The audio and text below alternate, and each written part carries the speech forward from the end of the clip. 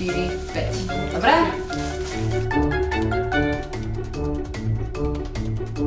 My ideme píchať.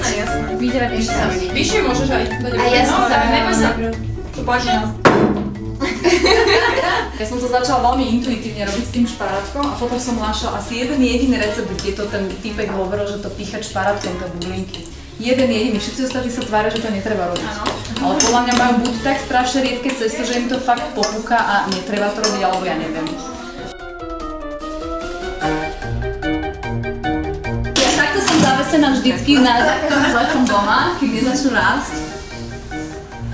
A vyzerajú fajn.